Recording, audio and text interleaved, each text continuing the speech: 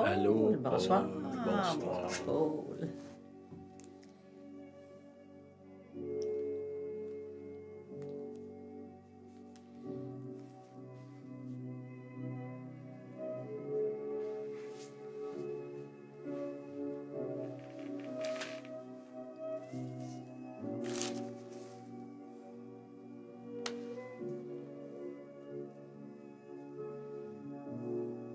Liliane. Allô, Liliane. Bonsoir, Liliane.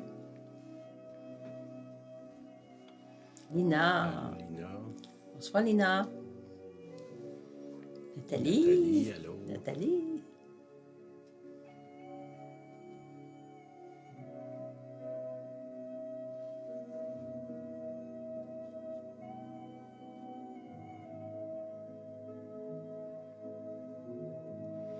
Lison. Allô, Lison.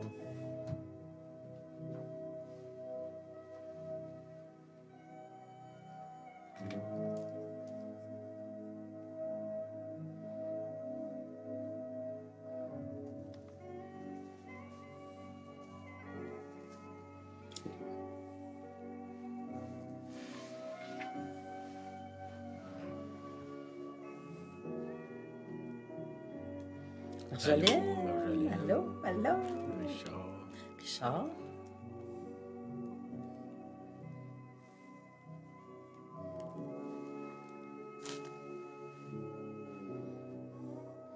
Bonsoir, Allô, Hélène. Hélène. Juste des femmes, tu OK. C'est bon. veux qu'on l'éteigne? Ouais.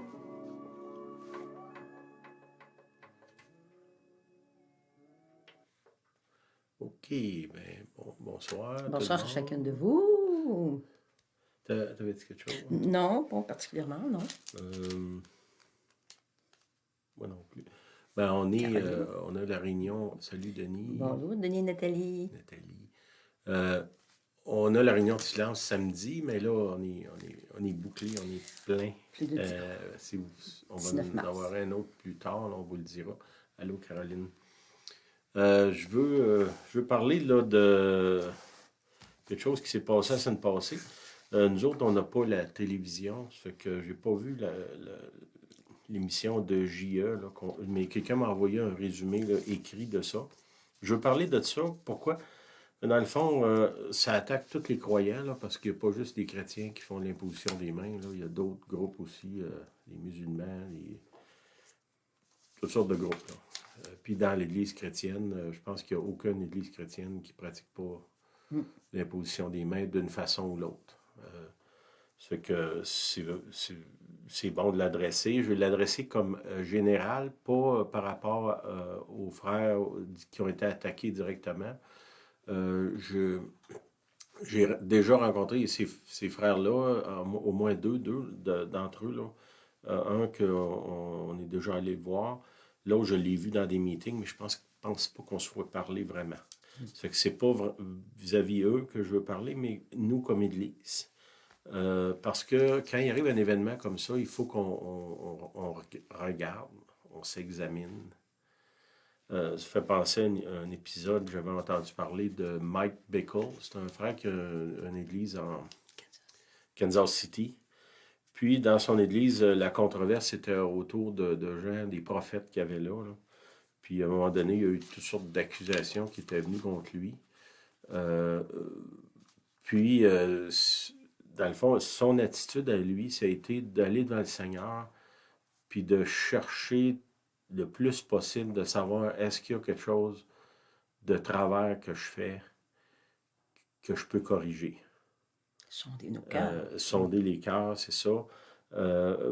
Puis au lieu de riposter sans faire un travail intérieur. OK? Puis je pense pas là, nécessairement là, que les accusations là, sont fondées, là, mais il faut quand même s'examiner.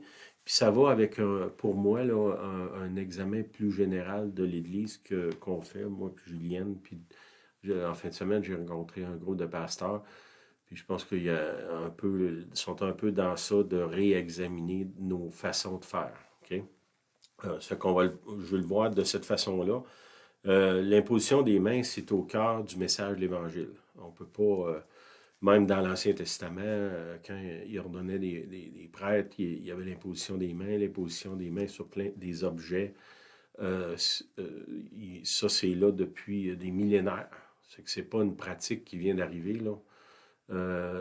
Puis si vous fouillez, il y a probablement des milliers de livres de gens qui ont été guéris ou consacrés ou transformés ou des événements qui se sont passés au travers de l'imposition des mains.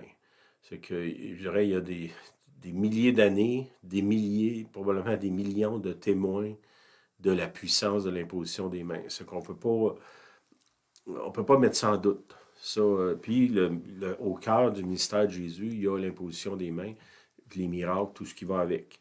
Là, je parle directement de l'imposition des mains, mais si on parle du miraculeux, parce que je pense à une histoire dans le Nouveau Testament, la dame, elle touche le vêtement de Jésus, puis elle est guérie.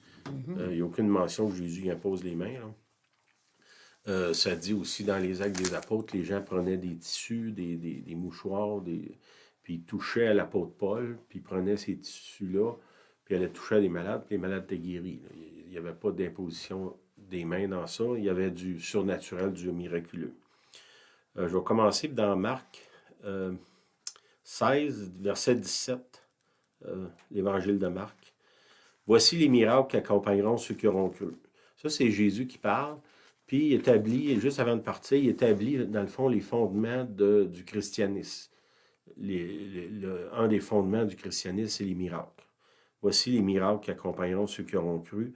En mon nom, au nom de Jésus, ils chasseront les démons, ils parleront des nouvelles langues, ils saisiront des serpents. S'ils boivent quelques breuvages mortels, il ne leur fera point de mal. Ils imposeront les mains aux malades, les malades seront guéris. Le Seigneur, après leur avoir parlé, fut enlevé au ciel. Les dernières directives de Jésus, avant de s'en aller au ciel, d'être amené au ciel, c'est ça. Ça, on pourrait dire, comme je vous ai dit, c'est au cœur du message de l'Évangile. Si on enlève ça, on se demande ce qui reste, là. C'est Jésus lui-même qui dit ça. Après ça, il dit, au verset 19, « Le Seigneur, après leur avoir parlé, fut enlevé au ciel et s'assit à la droite de Dieu. Ils s'en allèrent prêcher partout. Le Seigneur travaillait avec eux. » Okay? Je pense, les autres, ils partent, mais le Seigneur est avec eux. Il marche avec eux, il les accompagne dans ce qu'ils font. Puis le Seigneur confirme la parole qu'eux autres prêchent, par les miracles qui l'accompagnaient. Les miracles accompagnent la prédication de la parole. C'est quoi le message de l'Évangile? C'est repentez-vous, le royaume de Dieu est proche, Jésus est venu pour pardonner les péchés au travers de la repentance. Ça, c'est le message de base. Puis de cette repentance-là, le mot repentance, ça veut dire se tourner de bord, de changer de direction. Bien, dans le reste de l'Évangile, les Épîtres, c'est l'explication qu'est-ce que je fais de ma vie maintenant que je me suis repenti.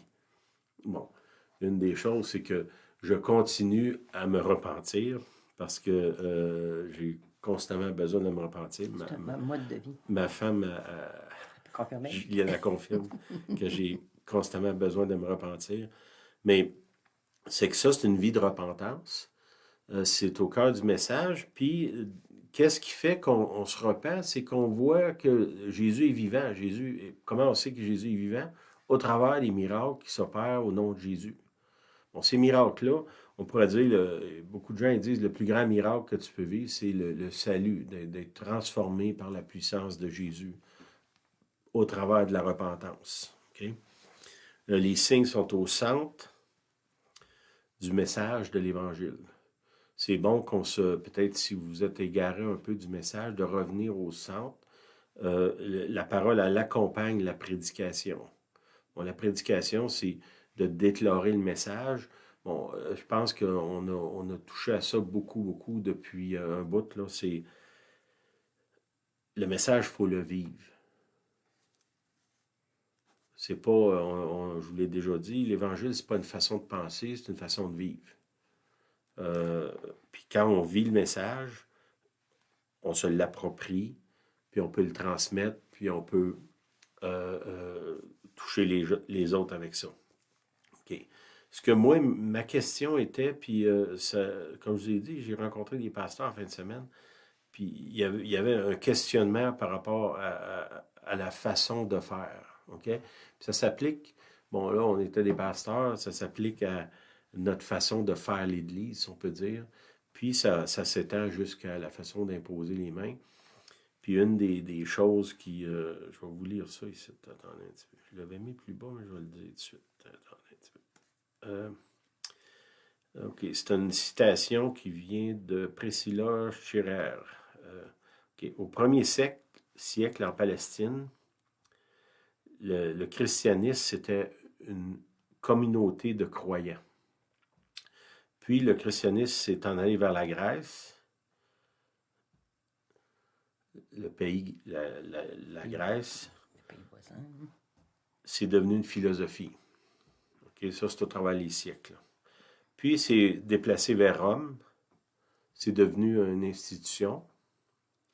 Puis après ça, c'est déplacé vers l'Europe. C'est devenu une culture. Hein, quand on dit on est un pays chrétien, ben, bon, aujourd'hui, il ne reste pas grand-chose de ça, là, mais c'était beaucoup l'Europe, puis le Canada, les États-Unis se sont déclarés ou autoproclamés des pays chrétiens. Ça a peut-être été déjà un cas, mais ça ne l'est plus maintenant, là.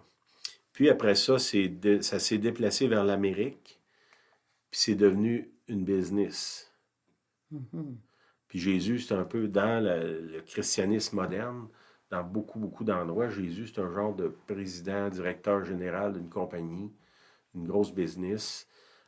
Oui, il y a un côté business dans l'Évangile, là, je comprends, mais c'est pas une business. Hein, c'est un ministère, c'est une fraternité. Au départ, c'est ça que c'était. C'est une communauté de croyants, un groupe de gens qui s'assemblent parce qu'ils croient à la même chose, à Jésus. Okay? Puis c'est un peu dans ce sens-là que je vais adresser mon affaire. C'est la commercialisation de tout ce qui a rapport à Jésus, à l'Église, aux dons, entre autres. Puis souvent, les méthodes qu'on fait l'Église, c'est devenu un peu du marketing. Puis ça, ben, c'était pas là au départ. Puis je crois pas que c'est ce que le Seigneur veut faire. Puis je vais vous donner les versets là-dessus. Comme je vous dis, c'est des questionnements que moi j'ai. Puis là, ben, si vous êtes avec moi, vous n'avez pas le choix de subir mes questionnements, là. Mais peut-être d'en prendre pour vous aussi. Je pense qu'il n'y a aucune question là, ou de doute par rapport à la véracité de l'imposition des mains, des miracles, de tout ce qui est surnaturel dans l'Évangile. On a des preuves de ça dans nos propres vies. Aujourd'hui, on a vu le Seigneur à l'œuvre dans des guérisons, des miracles, la provision surnaturelle, des événements le Seigneur peut expliquer, là. Puis, comme je vous dis, je vous ai dit tantôt, il y a des livres d'écrits, il y a des témoignages. On entend aujourd'hui avec l'Internet, on entend des témoignages ailleurs dans le monde. Les gens qui voyagent, qui sont allés dans d'autres pays, particulièrement les pays pauvres, les gens, le fait qu'ils n'ont pas de système de santé raisonnable, ils se tournent vers Dieu, puis le Seigneur, la foi est beaucoup plus grande dans ces pays-là, les gens, parce qu'ils n'ont pas d'autres choix. Il y a beaucoup plus de foi et plus de miracles. Si je vais au Mexique, en Amérique du Sud, en Afrique, il y a beaucoup plus de miracles qu'ici parce que, justement, les gens, ils se tournent plus vers Dieu parce qu'ils n'ont pas le choix. Okay? Ici, bon, on a d'autres... On s'est tourné vers un autre Dieu. Religion. Ouais, c'est ça. OK. Puis je veux un peu mettre l'emphase sur la façon de faire de Jésus, là, qui peut-être adresse un peu la façon occidentale ou américaine, puis même que ça s'est étendu ailleurs. Là. Quand je regarde ou je vais ailleurs, je vois ça se reproduire. Puis je pense que c'est quelque chose qu'on doit questionner. Là. Comme je vous l'ai dit tantôt, la commercialisation ou utiliser des méthodes humaines de marketing pour transmettre l'Évangile. Matthieu 8, 1. Lorsque Jésus fut descendu de la montagne, une grande foule le suivit, et voici un lépreux s'étant approché, se prosterna devant lui et dit, Seigneur, si tu le veux, tu peux me rendre pur. Jésus étendit la main, le toucha et dit, « Je le veux, sois pur. » On voit, il impose les mains, il touche au lépreux, puis il est pur. Il est purifié. Aussitôt, il fut purifié de sa lèpre. Puis Jésus lui dit, « Garde-toi d'en parler à personne, mais va te montrer au sacrificateur et présente l'offrande que Moïse a prescrit afin que cela leur serve de témoignage. » Si vous fouillez dans l'Ancien Testament, vous allez vous rendre compte que le sacrificateur, particulièrement dans le cas de la lèpre, il faisait l'office un peu d'un docteur. C'est lui qui vérifiait si la lèpre c'était pour se répandre ou si elle guérissait. Puis il faisait un diagnostic finalement, le sacrificateur. Là, on voit que Jésus guérit la personne. Il l'avertit de ne pas répandre ça partout. Ça, c'est quelque chose que dans l'Église commercialisée, aussitôt qu'une manifestation de Dieu, on veut la mettre partout ce qu'on peut, la publiciser au maximum. Jésus, lui, qu'est-ce qu'il dit? Il dit à la personne, dis-le pas à personne. L'autre chose, va te montrer au sacrificateur. Pour moi, j'associerais ça au fait de... si quelqu'un, mettons, je peux que quelqu'un est vraiment guéri, ben, je ne vois pas le problème qu'il aille voir son médecin. C'est un peu ce que Jésus fait, là, comme je vous dis, dans l'Ancien Testament, vous fouillerez, là, vous irez voir, le sacrificateur faisait l'office un peu de celui qui fait un diagnostic. Dans le cas-là, en particulier pour la lèpre, c'est pour ça que Jésus l'envoie vers lui. Ça fait que ça, c'est une chose. L'idée de dire à quelqu'un de lâche tes médicaments ou arrête tes traitements ou... tu sais, la vraie science puis la vraie foi, ça ne peut pas s'opposer, là. Si la personne est guérie, il n'y a aucun problème qu'elle continue des traitements ou qu'elle aille voir son médecin ou qu'elle continue les médicaments. S'il est vraiment guéri, le médecin va arriver à la conclusion, ben, dire, je ne sais pas ce qui se passe, là, mais tu n'as plus besoin de médicaments. Mais ça, le côté médical, ça ne nous appartient pas. Ça appartient au médical. Fait que nous, notre rôle, c'est quoi? C'est de prier, d'imposer les mains, de croire, d'amener la présence de Dieu dans nos vies, puis dans l'environnement où est-ce qu'on est. Ça, c'est notre rôle. On n'a pas à faire de diagnostic. C'est pas notre rôle. Puis ça, ben, quand on rentre là, on devient une proie, surtout ici avec une société régie par des avocats. Hein? C'est ça. OK. Dans Jean 6, verset 15. Jésus, sachant qu'ils allaient venir l'enlever pour le faire roi, il se retira de nouveau sur la montagne, lui seul. OK? Ça, c'est une autre chose qu'on voit. Jésus fuit la publicité puis l'élévation. La TV, les journalistes. Oui, les journalistes, mais aussi les gens qui s'élèvent, qui nous élèvent. Hein? Les gens, des fois, ils pensent que les dons de miracles, ça vient de nous autres. Non, ça ne vient pas de nous autres. Nous autres, notre rôle, c'est de prier. Là. Quand il y a un miracle, si vous êtes comme moi, quand on voit un miracle, on est aussi surpris que les gens qui sont témoins de ça. Ça, c'est une chose qui est au cœur du mystère de Jésus, le refus d'être élevé là, par les hommes. Hein? La seule façon qui a été élevé par les hommes, c'est sur la croix. Ça, c'est pas le genre d'élévation que nous autres, on recherche nécessairement. Là. Mais c'est que ça, c'est une chose qu'on doit nous réévaluer parce que beaucoup de gens, aussitôt ici que quelqu'un se met à faire des miracles ou au travers de l'imposition des mains, bien, cette personne-là, elle devient comme un VIP, puis là, elle est invitée partout. Puis tu sais, je dis pas qu'on ne doit pas le faire, mais on doit faire attention. Puis si c'est nous qui fait les miracles, ben, on doit adopter un peu la méthode de Jésus, dire aux gens, ben, dis-les pas à personne. Je me souviens, c'est un prophète américain qui avait vu un grand réveil dans la fin des temps, puis il appelait ça de faceless minister. Hein? C'était il voyait une vision, c'était un grand amphithéâtre, genre le stade olympique. Puis les gens qui faisaient le ministère, il n'y avait pas de visage. Puis ça représentait quelque chose, en voulant dire, il n'y avait pas de vedette, il n'y avait rien, c'était tout le monde qui faisait ça.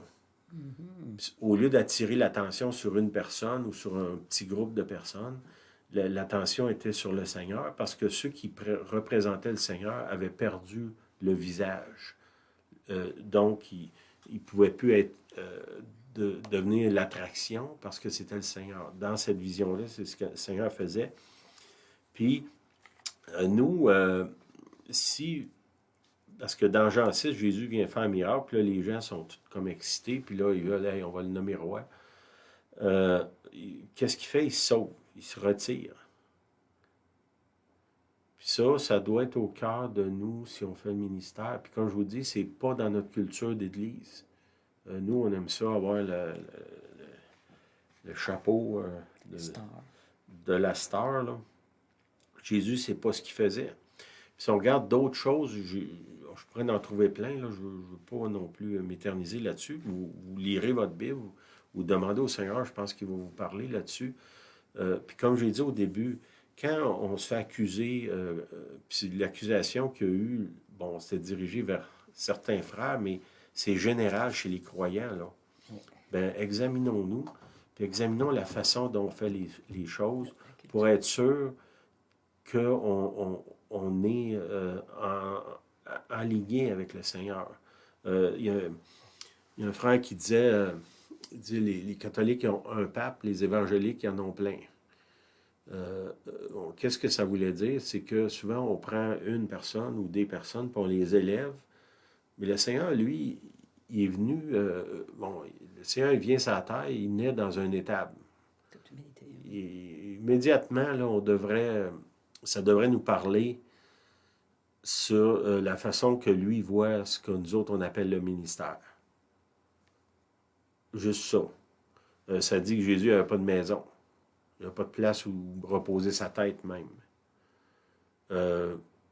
Puis il n'y avait pas de source de revenus, puis je pense pas qu'il y avait personne là, qui s'occupait de son agenda, puis de la publicité de son ministère.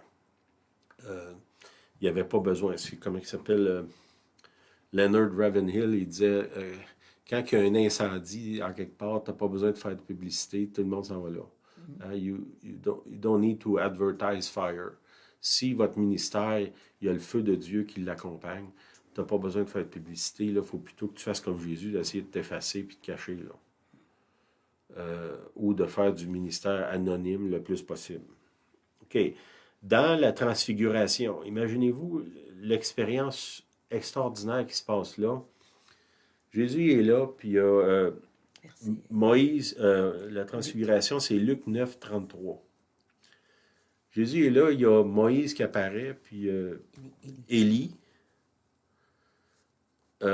qui représente les prophètes de l'Ancien Testament, là, probablement pas dans les plus grands, mais sûrement du monde hors du commun, dans leur époque.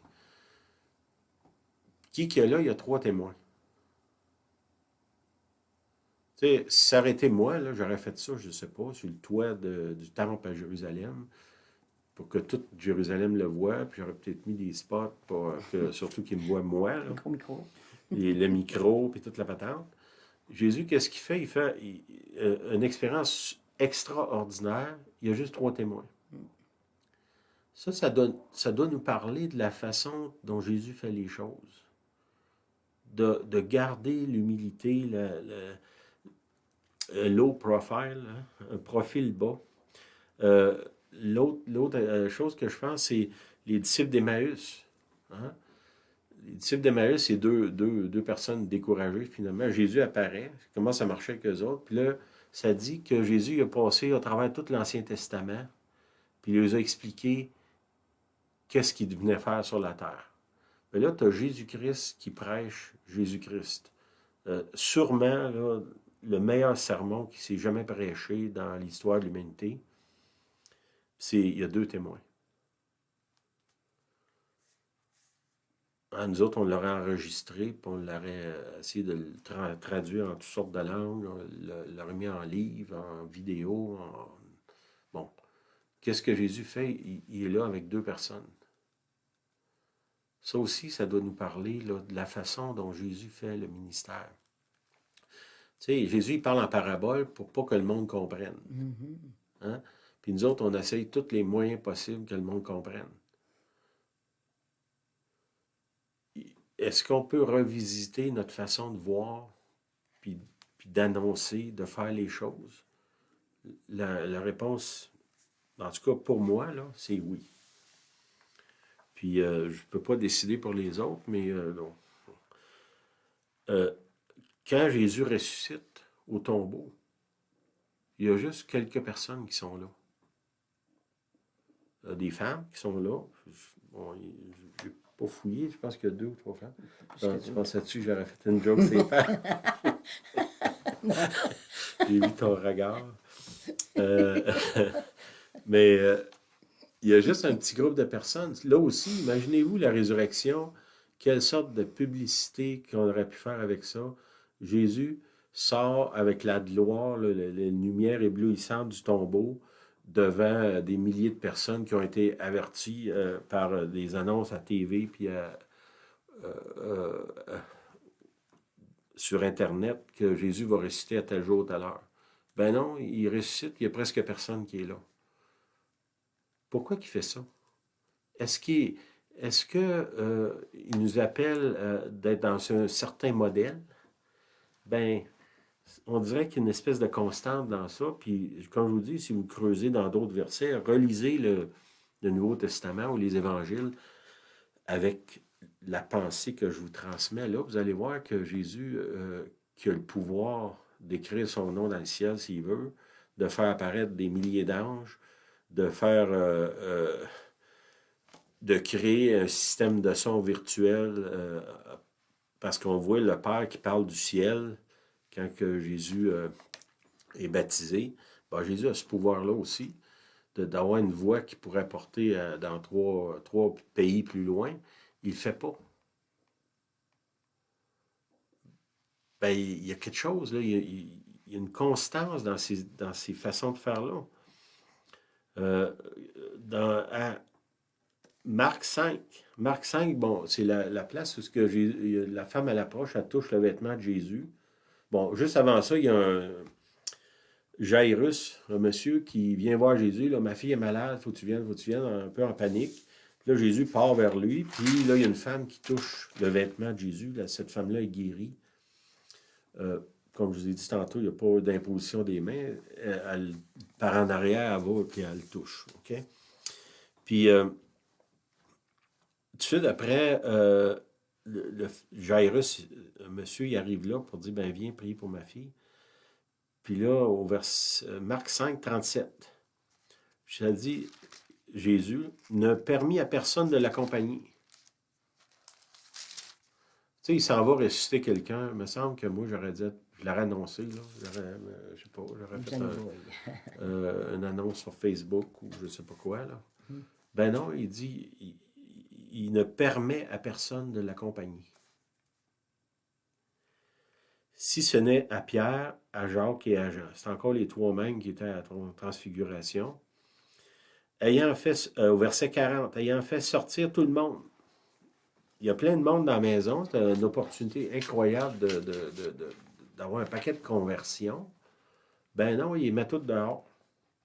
Il prit avec lui le père et la mère de l'enfant. C'est l'enfant qui était malade. Il y a juste le père et la mère qui est là. Et ceux qui l'avaient accompagné, les trois disciples. Puis, il entre là où était l'enfant, puis là, on sait qu'il a prié pour l'enfant, puis l'enfant a ressuscité. Mais là aussi, on voit que, tu sais, nous, notre mentalité, c'est qu'il y ait plus de monde possible, que ça paraisse le plus possible, que... puis, souvent, bon, faut pas se cacher, là. Souvent, on attire l'attention sur nous, là. Puis ça, ben, l'attention est supposée d'être vers le Seigneur.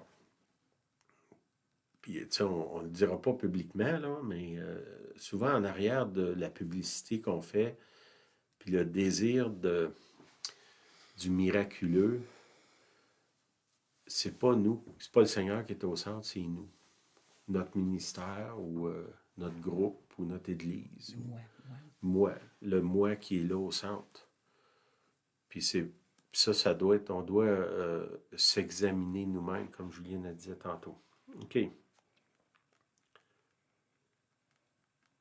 Une autre place, dans Acte 14, là, c'est les disciples. Paul fait un miracle. Acte 14, verset 11. Paul fait un miracle, puis là, les gens sont tous étonnés de ça. Puis qu'est-ce qu'ils font? Ça dit, À la vue de ce que Paul avait fait, la foule éleva la voix et dit en langue lycaonienne, « Les dieux sous une forme humaine sont descendus vers nous. » Immédiatement, qu'est-ce qui se passe? Il fait un miracle, puis là, les gens commencent à... Ben, ce gars-là, il est Dieu, là, c'est sûr que... Puis là, c'est un culte, là, le culte grec, là, des dieux qui ont des formes humaines, là. Si vous connaissez la mythologie grecque, là, la plupart des dieux, Hercule, puis tout ça, ils ont des formes humaines. Puis eux autres croyaient que ces dieux-là pouvaient marcher sur la terre. Ce qu'ils voyaient les disciples faire un miracle. Puis là, immédiatement, ils les associaient à Dieu lui-même. Puis au verset 12, ils appelaient Barnabas Jupiter et Paul Mercure. Ils venaient de tomber dans le panthéon des dieux grecs, eux autres, là. Parce que c'était lui qui portait la parole. Le prêtre de Jupiter, dont le temple était à l'entrée de la ville, amena des taureaux avec des bandelettes vers les portes et voulait, de même que la foule, offrir un sacrifice. Bon. Là, c'est sûr qu'on n'est pas à l'époque de là où ils offraient des sacrifices avec des bœufs et des choses comme ça. Mais cette image-là de déifier les gens qui sont utilisés par Dieu pour faire du ministère, soit au travers de guérison, de miracles, de différentes choses, elle existe encore aujourd'hui, soit de faire une place d'honneur ou de les déifier là, comme s'ils étaient Dieu. Puis je vous dirais, il y a beaucoup de gens qui sont des chrétiens qui ne combattront pas ça, là. Ils vont gracieusement entrer là-dedans, de se faire traiter comme une personne spéciale, puis se faire élever. Ben là, eux autres, ils exagèrent un peu, là, Jupiter puis Mercure, là, mais voyez-vous l'idée qu'il y a en arrière de ça? Puis là, il ferait des sacrifices, là. Bon, donner un paquet d'argent, offrir des biens matériels ou des opportunités ou des. Puis je suis pas en train de vous dire de ne pas être généreux, là, mais faisons attention de ce qu'on fait. Puis que ce soit d'un côté, si moi je reçois un miracle, ben que je ne commence pas à penser que c'est la personne en avant de moi qui a fait le miracle. C'est le Seigneur Jésus qui fait les miracles.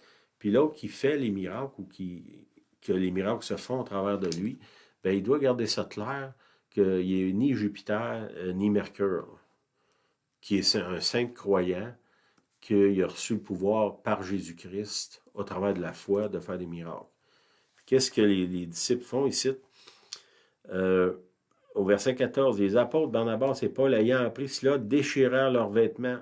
Hein? Ils ont déchiré les vêtements pour dire, regarde, là, je suis en chair, j'ai de la peau comme vous autres, je ne suis pas un Dieu. Puis on voit une réaction extrême, là, ils déchirent leurs vêtements devant eux autres parce qu'ils étaient scandalisés de voir que ces gens-là étaient en train de les traiter pour ce qu'eux n'étaient pas. Ben, je vous dirais aujourd'hui, là, les gens qui sont traités de même, qui déchirent leurs vêtements, on n'en voit pas souvent, là. Ça. Puis ça, ben, peut-être qu'il faut revenir là, là. Hein? OK, ils se précipitèrent au milieu de la foule et s'écrièrent, « Ô hommes, pourquoi agissez-vous de la sorte? Nous aussi, nous sommes des hommes de la même nature que vous. » Puis ça, il ne faut pas oublier, si Dieu vous utilise pour faire des miracles, c'est pas parce que vous êtes bon, c'est parce que lui, il est bon. Puis au début, le premier verset que j'ai donné, c'est dans Marc 16. Le Seigneur travaillait avec eux. Comprenez que si je travaille avec le Seigneur, l'ouvrage va se faire mieux que si je travaille tout seul. C'est le Seigneur qui fait le gros du travail, surtout quand tu arrives dans le miraculeux. Hein? Il n'y a personne de nous autres qui peut produire des miracles. Ben, c'est le Seigneur qui fait les miracles. Puis ça doit rester au cœur de ce qu'on fait.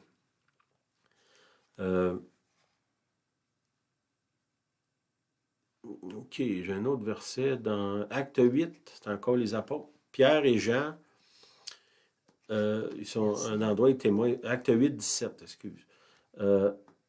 Alors, Pierre et Jean leur imposèrent les mains et ils reçurent le Saint-Esprit. Au verset 18, lorsque Simon c'est un monsieur qui était là, qui était témoin de ça, que les apôtres, en imposant les mains, les gens recevaient le Saint-Esprit. Bon, en recevant le Saint-Esprit, ils devenaient les récipients des miracles et des guérisons. Okay, c'était pas juste Pierre qui faisait ça, là. Tout le monde pouvait, ceux qui recevaient le Saint-Esprit, ils pouvaient multiplier, ils devenaient les disciples, ils pouvaient faire ce que les apôtres faisaient. Lorsque Simon vit que le Saint-Esprit était donné par l'imposition des mains des apôtres, il leur offrit de l'argent en disant « Accordez-moi aussi ce pouvoir afin que celui à qui j'imposerai les mains reçoive le Saint-Esprit. » OK. Accordez-moi ce pouvoir. Puis ça, qu'est-ce qui se passe? Je pense qu'il n'y a rien de mal de vouloir imposer les mains. Mais là, lui, ce qu'il cherchait, dans le fond, c'était d'avoir un pouvoir pour que les gens le voient, lui, là. C'était encore là, centré sur lui-même. C'était pas centré sur le Seigneur. C'était, donne-moi ce pouvoir-là, je vais être capable de... Ce qu'on voit trop souvent au travers les dons spirituels, là, comme je vous ai dit, moi j'ai voyagé beaucoup, là, j'ai vu toutes sortes de façons de faire le ministère. Bien, souvent, on transforme ça en un spectacle. C'est le contraire de Jésus, on voit qu'il dit aux gens de ne pas venir, de ne pas être là, il prend un petit groupe, quand les gens veulent l'élever, il s'en va, les apôtres déchirent leur linge.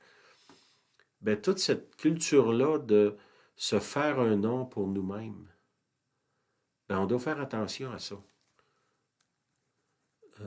Puis là, Simon, c'est ce qu'il fait là. Accorde-moi aussi ce pouvoir, puis je vais te payer en plus. Tu sais, je vais te payer pour que tu me donnes ce pouvoir-là, parce que moi aussi, je veux faire un spectacle, si on peut dire, là, afin que celui à qui j'imposerai les mains reçoive le Saint-Esprit. Mais Pierre lui dit, que ton argent périsse avec toi. Ça, c'est toute une déclaration. Aujourd'hui, il n'y a pas grand monde qui sont prêts à dire ça. Que ton argent périsse avec toi. Si tu penses que tu vas acheter la guérison, tu vas acheter les dons spirituels, tu vas acheter le ministère de Dieu, tu vas acheter ton salut avec de l'argent, ben il y a quelque chose que tu n'as pas compris, là. Puis on voit que Pierre, c'est quelque chose qui ne passe absolument pas dans sa pensée. Les dons, c'est pas pour rien que ça s'appelle un don, là. Les dons spirituels, un don, c'est quelque chose qui est donné, là. C'est pas un salaire, c'est pas une récompense, c'est pas, mais que tu fais bon, je vais te le donner. C'est non, c'est parce que je t'aime, je te le donne. Hein, c'est ça. C'est d'avoir cette pensée-là. Puis là, ben, comme je vous dirais, utilisez pas ça là, pour pas financer l'œuvre de Dieu, là. C'est pas de ça qu'on parle, là. Je pense que vous voyez l'attitude de Simon, là. Il y a quelque chose qui ne marche pas dans son attitude. Puis on voit que Pierre, il est vraiment, il ne mange pas ses mots. Que ton argent périsse avec toi, puisque tu as cru que le don de Dieu s'acquiert à prix d'argent. Il n'y a pour toi ni part ni lot dans cette affaire. Il est quand même assez raide, là. Car ton cœur n'est pas droit devant Dieu. Ton cœur n'est pas droit devant Dieu. Puis je dirais, ce soir, c'est ça que je veux qu'on questionne. Est-ce que notre cœur est droit devant Dieu? Puis d'aller devant le Seigneur puis de lui demander, droit devant Dieu, pas devant moi, là, devant le Seigneur. Seigneur, est-ce que la façon dont je fais les choses ou la façon que je reçois les choses, tu sais, je vais donner de l'argent à quelqu'un pour qu'il prie pour moi, pour que je sois guéri. Quoi, tu es en train d'essayer d'acheter une guérison? Ça ne marche pas comme ça, là. C'est donné. Puis de l'autre côté, ben, si tu veux que j'aille chez vous pour prier pour toi, il va falloir que tu me donnes de l'argent. Ben, c'est pas mieux non plus, là. Okay? C'est le Seigneur. Si vous êtes un ministre de Dieu, ben, votre employeur, c'est le Seigneur. C'est lui qui vous rémunère. Oui, il utilise du monde, là, je comprends. Malgré qu'il, s'il veut, il peut faire apparaître de l'argent, là, ça on l'a vu, mais il utilise des gens, c'est correct. Mais on ne peut pas faire du ministère pour faire de l'argent. C'est ça que lui, il voyait dans sa tête, là. OK.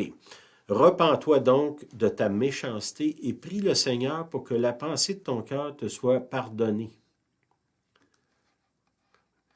S'il est possible. Hein, on voit ça, là, que Coudon, il était-tu en train d'embarquer dans le péché impardonnable? C'est quasiment... euh, c'est presque ça, là. Je vois que tu es dans, ça c'est au verset 23, que tu es dans un fiel amer et dans les liens de l'iniquité. Wow! Puis le mot iniquité, là, est important parce que si on va reculer, on va aller dans Matthieu 7, 22. Puis ça, c'est Jésus qui parle.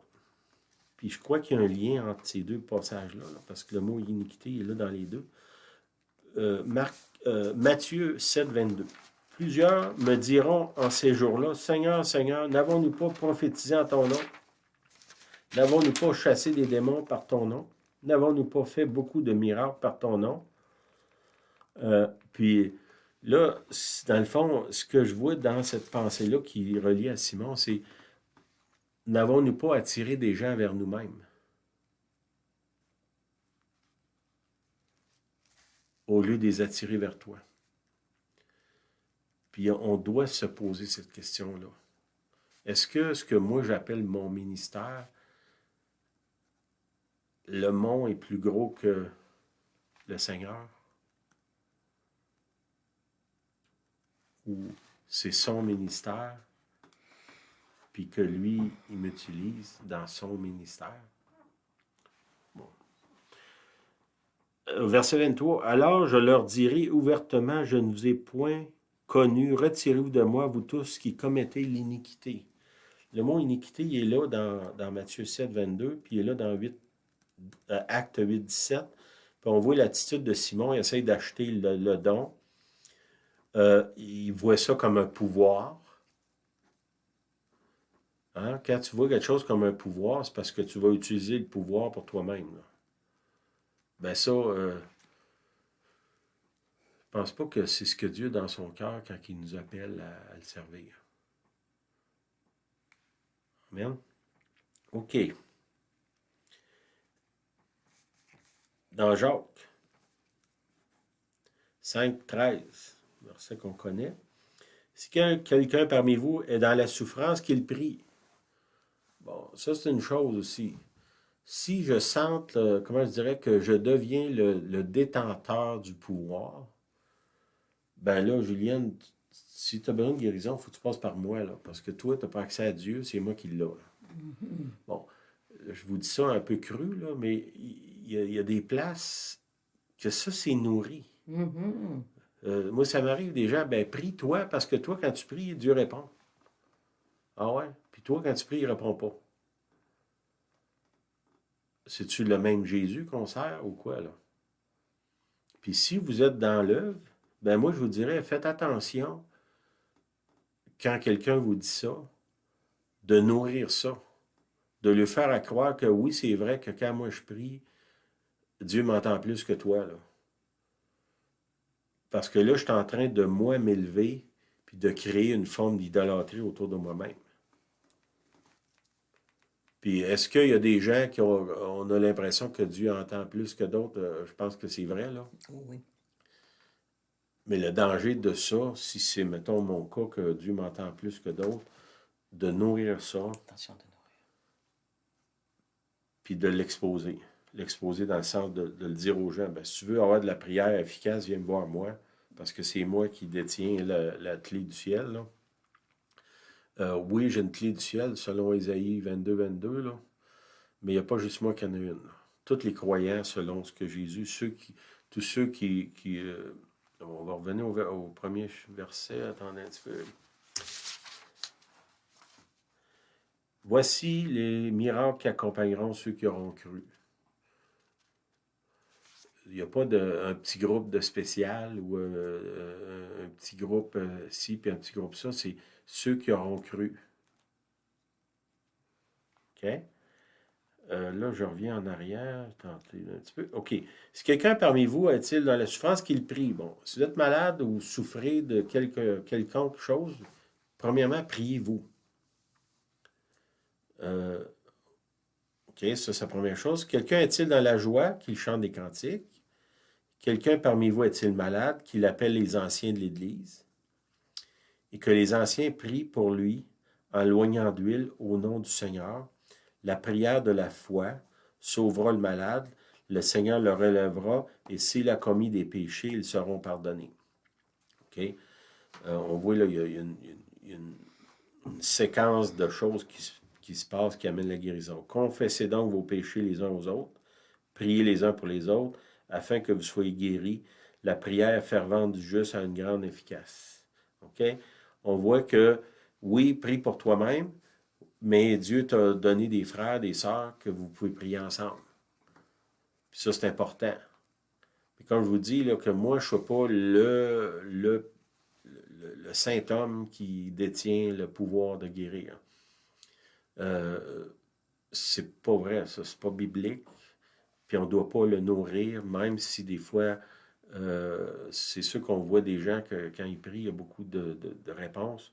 Ben, si c'est votre cas, faites attention que les gens vous élèvent. J'ai entendu il y a quelques années un frère qui avait un don extraordinaire de prophétie, de guérison, de miracle. Puis à un moment donné, il a appelé un autre frère, puis il a dit le Seigneur m'a dit qu'il va venir me chercher parce que les gens autour de moi ils ont fait de moi une idole. Puis pas longtemps après, cet homme-là, il est mort d'un accident. Il avait averti un de ses amis que les gens autour de lui avaient fait de lui une idole.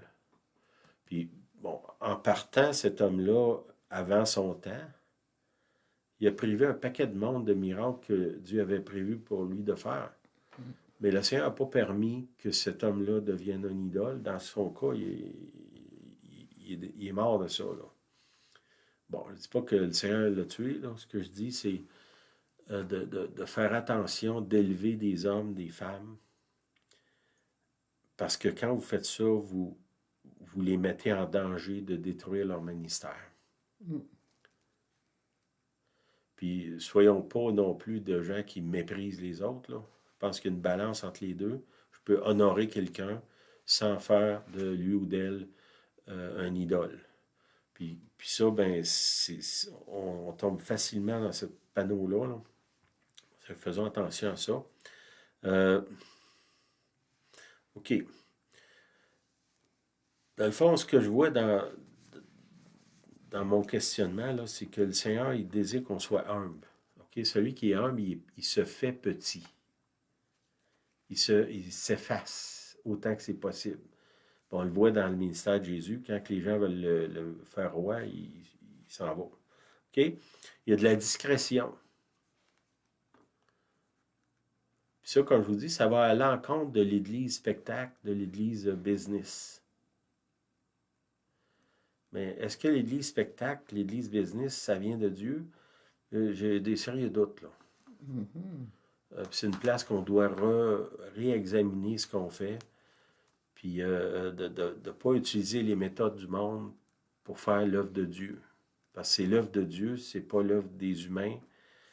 Puis le Seigneur n'a pas besoin de mon appui pour faire avancer ses affaires.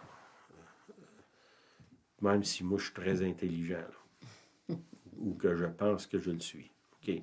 Ça prend la foi. La foi est au cœur de ça. Pas la foi dans les miracles, pas la foi dans les positions des mains, la foi en Jésus. C'est en Jésus que je crois. Puis si lui demeure au centre de la prédication, du ministère, de l'œuvre qu'on fait, puis que c'est lui qui est Dieu, c'est moi je ne suis pas Jupiter ni Mercure, là. Ben, si ça reste comme ça, je crois que si on revisite notre façon de faire, le Seigneur va revenir avec puissance au milieu de nous pour accomplir des miracles, des signes, des prodiges. Puis peut-être qu'une des raisons que, particulièrement au Québec, on a de la difficulté à voir ces signes, ces prodiges-là en grand nombre, c'est peut-être plus la façon dont on fait les choses, qu'on s'est éloigné, qu'on a construit des ministères pour nous-mêmes, qu'on a permis aux gens de commencer à nous appeler Mercure puis Jupiter, comme l'apôtre Paul. On a permis ça, puis même dans certains cas, on l'a encouragé. On a commencé à essayer de vendre les dons ou des acheter. Puis ça, ben, il faut que ce soit qu'on va devant le Seigneur, puis qu'on, comme il dit, d'examiner son cœur. Il dit ça à Simon. Hein, ton cœur n'est pas droit devant Dieu. Ton cœur n'est pas droit, c'est à Simon. Puis il y a quand même une grosse réprimande. Dans le cas de l'imposition des mains, il y a l'humilité, la discrétion, la foi, l'imposition des mains, l'onction d'huile. OK? Dans le fond, les seuls ingrédients que je vois que Jésus utilise dans le cas des guérisons, là, c'est les mains puis l'huile. Il n'y a rien d'autre. OK? Puis là, je veux finir avec ça, là, qu'on ne mêle pas les choses. OK? Quand on parle du miraculeux, on parle d'imposition des mains, puis ça peut être d'autres choses aussi. J'ai déjà prié au téléphone avec quelqu'un, et la personne a été guérie. Là. Mais c'est la prédication, la parole qui crée, la déclaration qui crée, puis soit les mains, dans le cas de Jésus, le vêtement, dans le cas de Paul, il prenait des tissus, il touchait à Paul, il a guéri des gens. Puis il y a l'huile. Il n'y a rien d'autre. Bon, actuellement, là, il y a tout un mouvement dans l'Église comment je dirais, de gens qui vendent des produits. Bon, je vais appeler ça des produits naturels. Là. Puis je ne questionne pas l'efficacité de ces produits-là. Là. Mais Dieu ne nous a pas donné un livre de recettes. Là. Il nous a donné le Saint-Esprit. Ce que... Attendez un petit peu, là.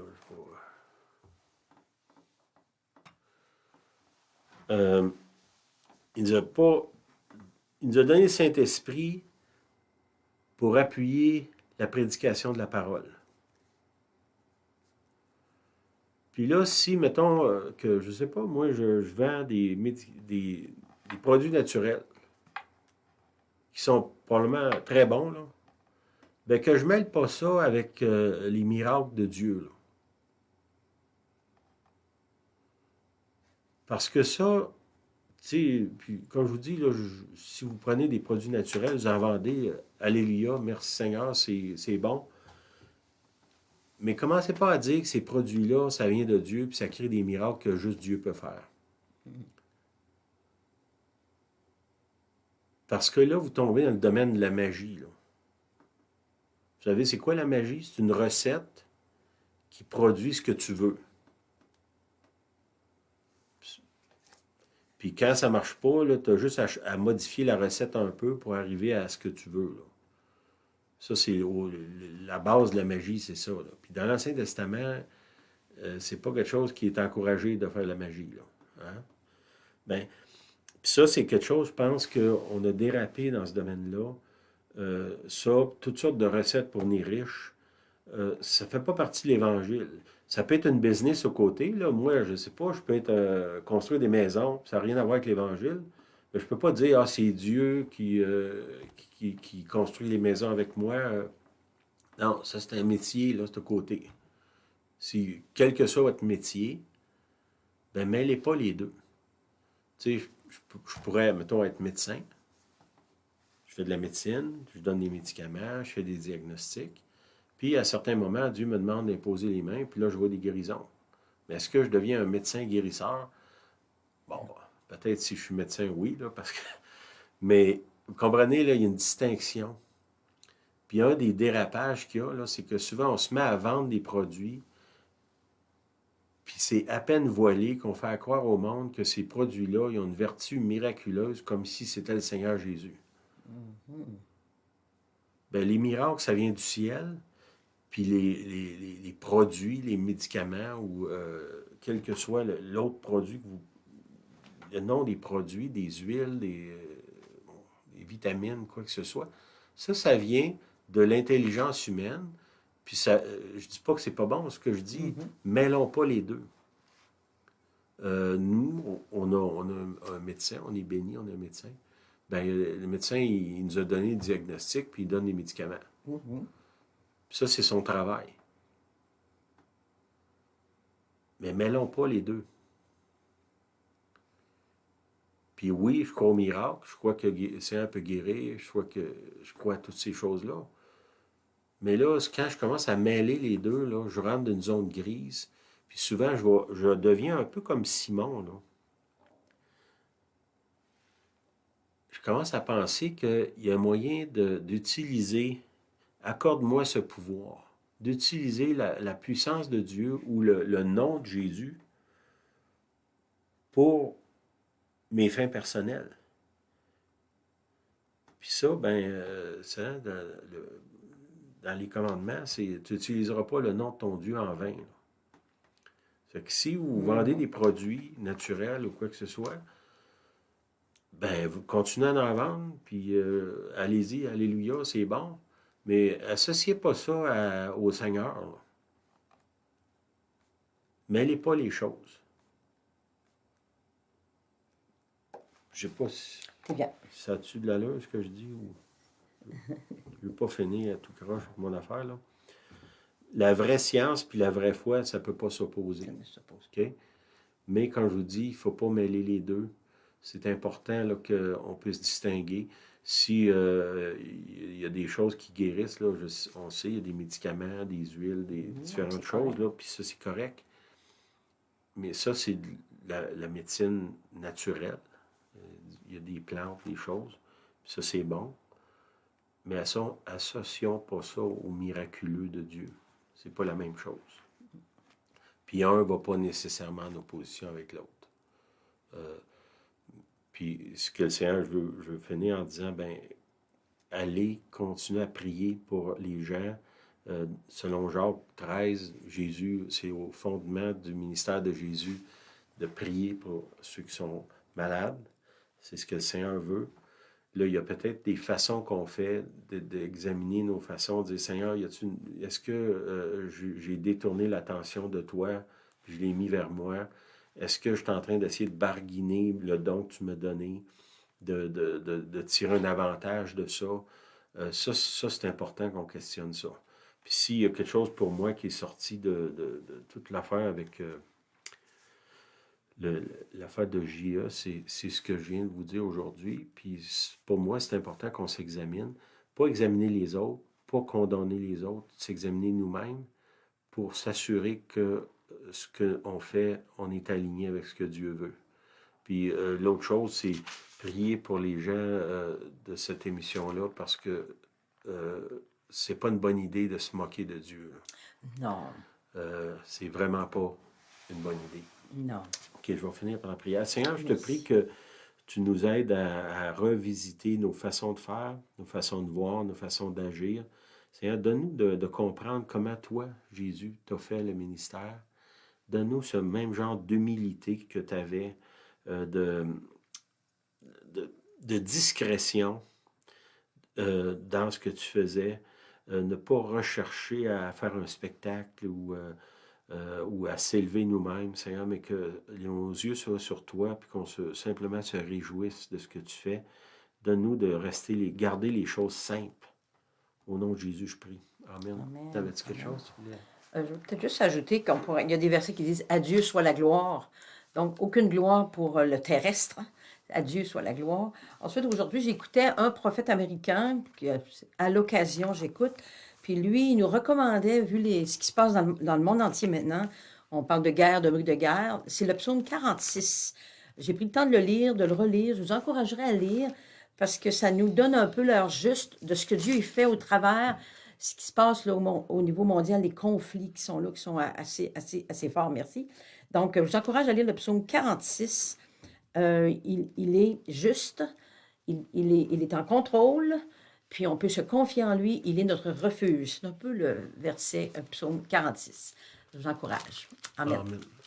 Amen. Merci. Bonsoir tout le monde. Bonne soirée. Soyez bénis. Merci d'être avec nous. d'être patient avec nous. Amen. Amen.